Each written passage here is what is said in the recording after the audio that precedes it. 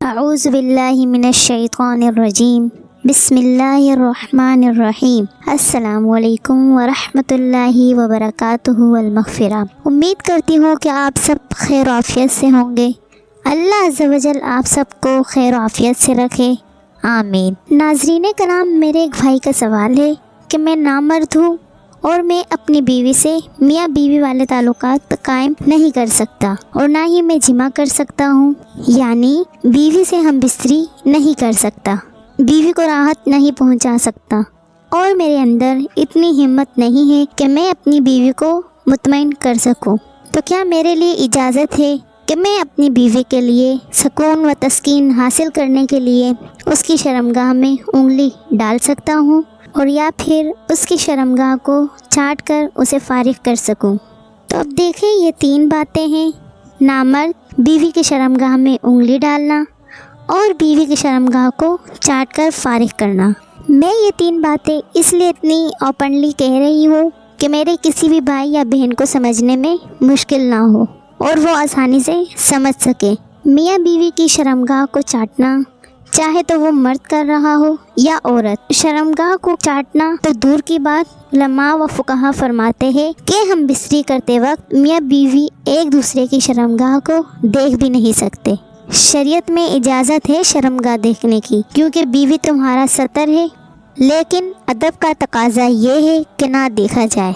ایک روایت میں آتا ہے کہ حضرت عائشہ رضی اللہ تعالی عنہ فرماتی ہیں کہ حضور نبی اکرم صلی اللہ تعالی علیہ وسلم جب ہم بستری کے لیے آتے تھے تو نہ ہی کبھی انہوں نے میری شرمگاہ کو دیکھا اور نہ ہی میں نے ان کی شرمگاہ کو دیکھا، تو منہ میں لینا تو بہت ہی دور کی بات ہے۔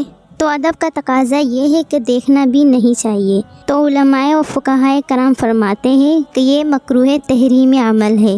جس منہ سے تم اللہ پاک کا نام لے رہے ہو، جس منہ سے تم حضرت محمد صلی اللہ تعالی علیہ وسلم کا نام لے رہے ہو، اسی منہ کو تم جا کے گندگی میں لگاؤ۔ تو اس بارے میں علماء کرام کا موقف یہی ہے کہ یہ چیز ٹھیک نہیں ہے، حرام ہے اور اس سے بچنا چاہیے۔ تو دوسری بات یہ ہے کہ شوہر اپنی بیوی کی شرمگاہ میں انگلی ڈال سکتا ہے یا نہیں۔ بعض فقہاء کرام فرماتے ہیں کہ بیوی کی شرمگاہ میں انگلی ڈالنے سے بیوی پر غسل واجب ہو جاتا ہے، اور اکثر کا فتویٰ یہی ہے کہ بیوی کی شرمگاہ میں انگلی ڈالنے سے اگر انزال ہو جائے تو تب غسل واجب ہو جاتا ہے۔ تو میری بہنوں اور بھائیوں، میں آپ سے یہ کہنا چاہتی ہوں کہ کب تک آپ اس طرح کے کام کرو گے؟ انگلی ڈال کر یا چاٹ کر کب تک آپ اپنی بیوی کو اس طرح راحت و تسکین پہنچاؤ گے؟ شریعت اس چیز کی اجازت بالکل بھی نہیں دیتی، اور اگر آپ نامرد ہیں تو آپ کو پورا اختیار ہے کہ آپ اپنا بھرپور طریقے سے علاج کروائیں، ڈاکٹروں سے کانٹیکٹ کریں۔ آج کل کے دور میں ہر چیز مل جاتی ہے، آپ اپنا علاج کروائیں، کیونکہ اس چیز کا علاج ممکن ہے۔ میرے پاس میری بہنوں کے کئی میسیجز آتے ہیں کہ میرے شوہر نامرد ہے اور وہ حق زوجیت ادا نہیں کرتے اور وہ اپنا علاج بھی نہیں کرواتے، بتائیں ہم ایسے میں کیا کریں؟ ہمیں ڈر ہے کہ ہم کہیں گناہ میں ملوث نہ ہو جائے۔ تو شریعت ہمیں اس چیز کی واضح اجازت دیتا ہے۔ رد المختار میں ہے کہ اگر شوہر نامرد ہو تو بیوی کو چاہیے کہ وہ اپنے شوہر سے طلاق لے لے۔ سب سے پہلے تو انہیں 1 سال کی مہلت دے اور کہیں کہ آپ کے پاس 1 سال تک پورا اختیار ہے کہ آپ اپنا علاج کروائیں۔ اگر وہ اپنا علاج کرواتا ہے اور ٹھیک نہیں ہوتا تو یہ الگ بات ہے، اور اگر وہ اپنا علاج نہیں کرواتا تو ایسے میں عورت کو مکمل طور پر اختیار ہے کہ وہ اپنے شوہر سے علیحدگی اختیار کر لے۔ کیونکہ آپ کا جو شوہر ہے اسے تو ہم بستری کی خواہش نہیں ہے، کیونکہ وہ تو نامرد ہے۔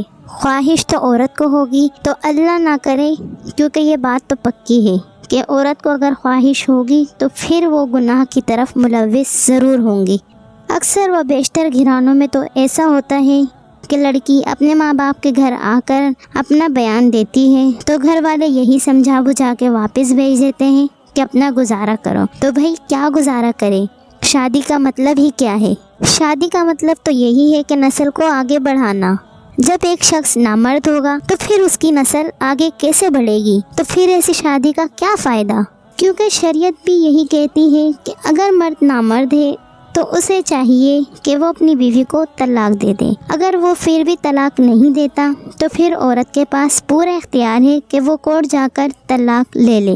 اور ہاں، اگر بیوی یہ سب جانتے ہوئے بھی آپ کے ساتھ رہنے پر آمادہ ہے تو پھر اس بات میں کوئی قباحت نہیں ہے اور رہے ہنسی خوشی۔ لیکن اس بات کا یہ مطلب بالکل بھی نہیں ہے کہ آپ اپنا علاج نہیں کروائیں۔ آپ اپنا علاج ضرور کروائیں اور اپنی بیوی کو وہ راحت و سکون دیں۔ ناظرین کرام، میں امید کرتی ہوں کہ آج کی ہماری ویڈیو آپ کو پسند آئی ہوگی۔ مزید اس طرح کی ویڈیوز دیکھنے کے لیے ہمارے چینل اسلامک سینٹر کو سبسکرائب کریں اور لائک کریں اور زیادہ سے زیادہ شیئر کریں۔ ملتے ہیں نیکسٹ ویڈیو کے ساتھ، تب تک کے لیے اپنا بہت خیال رکھیے گا۔ اللہ حافظ۔